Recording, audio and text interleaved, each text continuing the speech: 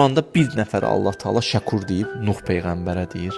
Demirəm bizim peyğəmbər şəkur deyil, amma bu ayə bir dənə bizim Nuh peyğəmbər üçün keçib. Çünki bizim peyğəmbər əşrəful kainatdır da, kainatın ən üstünüdür də, söz ona deyil. Hər halda imamətin özündə də bu xüsusiyyət var. Amma Quranda bir dənə yerdə keçib şəkur kəlməsi bir insana, Nuh peyğəmbərə.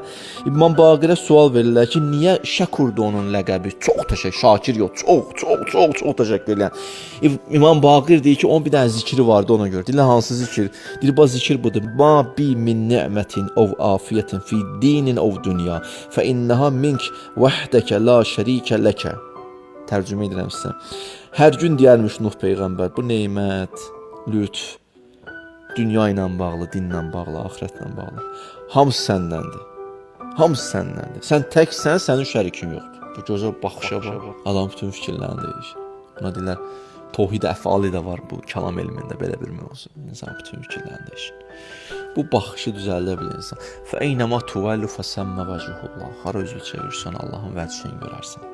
Əsma görərsən, Allah adı görərsən. Bütün aləm onun mülküdür, xilqət onun mülküdür. Buradan başa düşəsən. Aləm ayədir, bunu anlayasan, nişanədir. Bu yolda çox lazımdır. Belə baxanda məsələlərə də ictimai yaşamaq səni ilahi yolda maneə deyil. Başa düşürsən ki, elə bu seyr-sülükdə yol buradan gedir.